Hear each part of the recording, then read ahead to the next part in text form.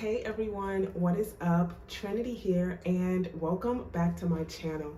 I am so happy to be here making this video today because, as it turns out, it is absolutely possible to love the craft and art of ballet more than you did just a week ago. I'm just gonna give you a little bit of backstory, and that is for a couple of weeks, I have just been called all kinds of names, really. I've been bullied on the internet. I have been, the recipient of just some really harsh and vile things being said, all because I am a person that likes to speak about some of the things in dance and performance in this profession that have been taking away the focus, in my opinion, from the crux of the craft. And what inspired today's video is that I was right about Arthur Mitchell. If you follow me on TikTok, you know that I have been reading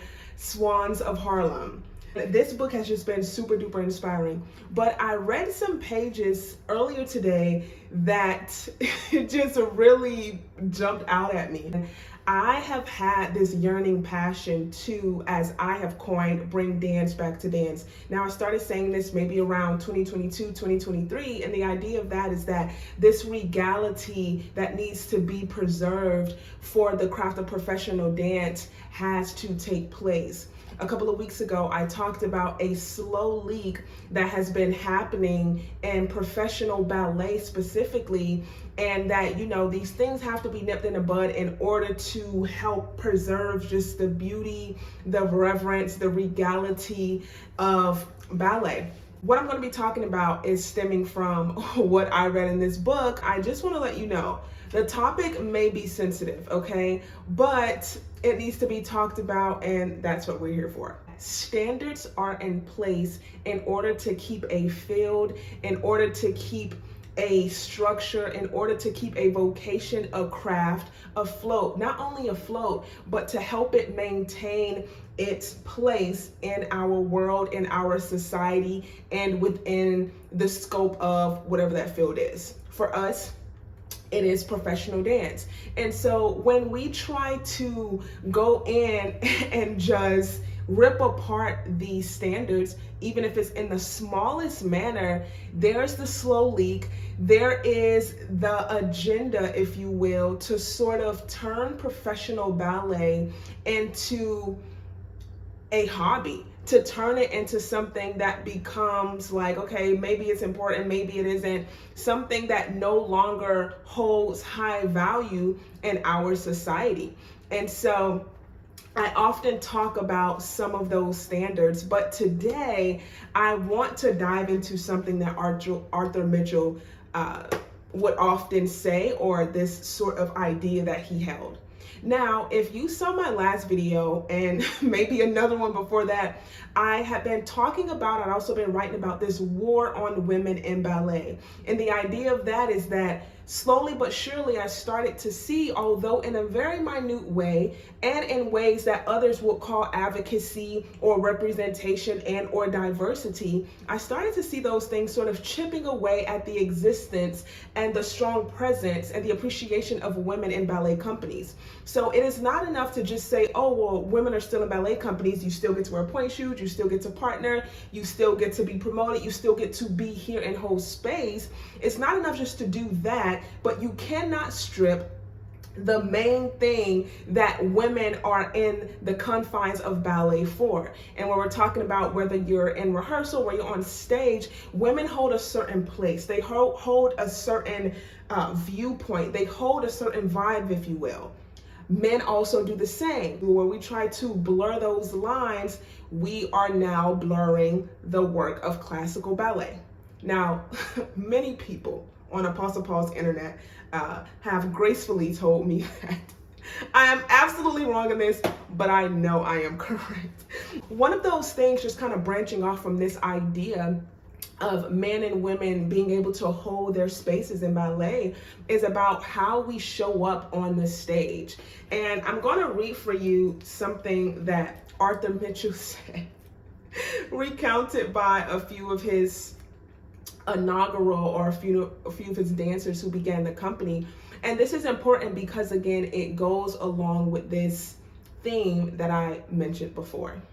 He will always give dress attire lectures to the men before we went on tour, says McKinney Griffith.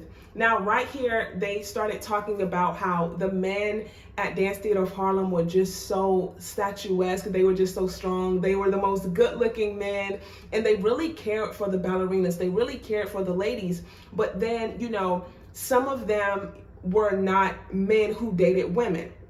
And so this is what they're talking about, and, you know, just saying how Arthur Mitchell was very, very particular about how the company was perceived and how he was perceived in the public eye, because obviously a lot of people had become very, very tapped into the Dance Theater of Harlem. McKinney Griffith goes on to say, you couldn't be too leisure in public.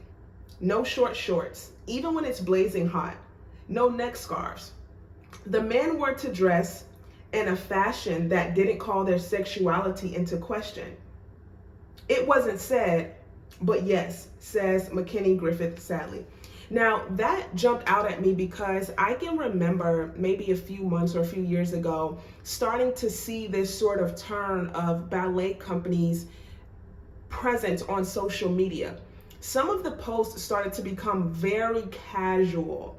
And see, the problem with that is that a lot of people may feel like you have to sort of keep up with the trends and the times, but I am of the thought and belief that ballet is such a special profession and craft and art that you don't even have to sway too much to the left or to the right. You can stay right where you are and still hold much power and glory.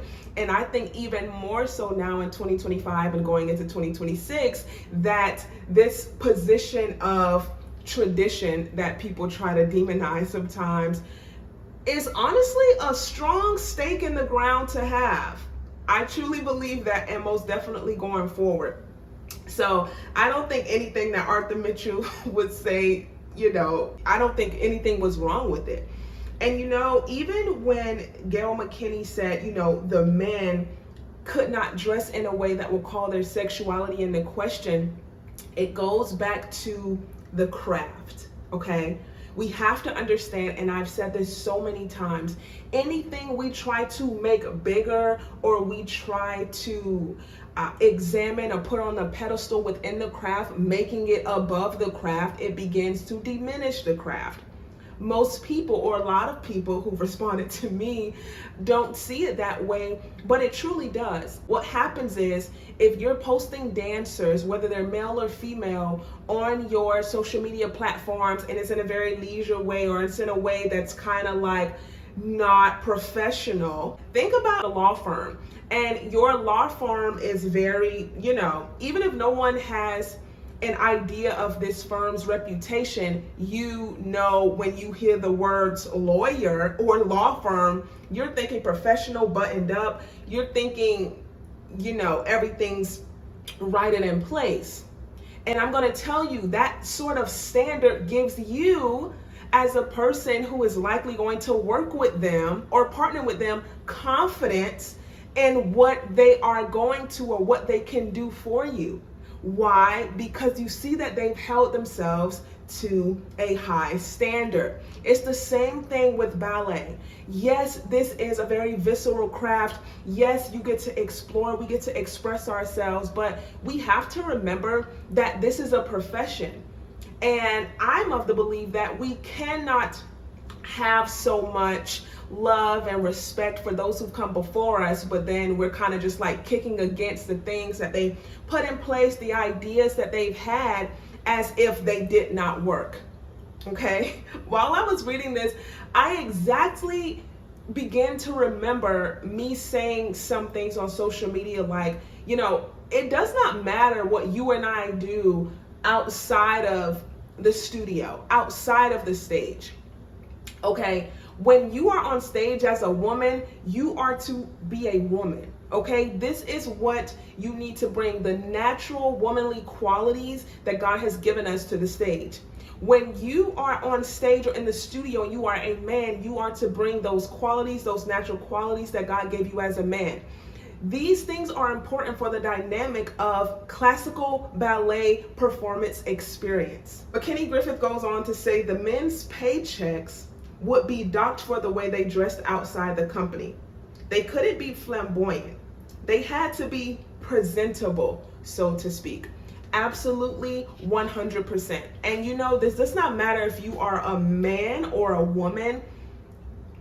For the sake of this video, obviously there's other things we can dive into, but to Arthur Mitchell's point, you're always dressing professionally. I can remember having this thought even as an undergraduate dance major. Even with the last company I danced with, I can remember me going on tour with them for the first time and us hopping on the bus, and it was an early call. And in my mind, I'm like, I don't care if the call is at 2 a.m. and we're driving 6 hours away.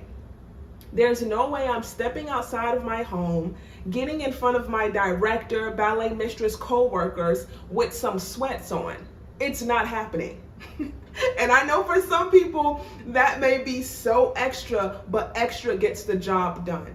Oh, let me know your thoughts in the comments. And as always, I absolutely love being in this space with you guys. And until next time, make sure you like, comment, subscribe, share. And until next time, happy dancing.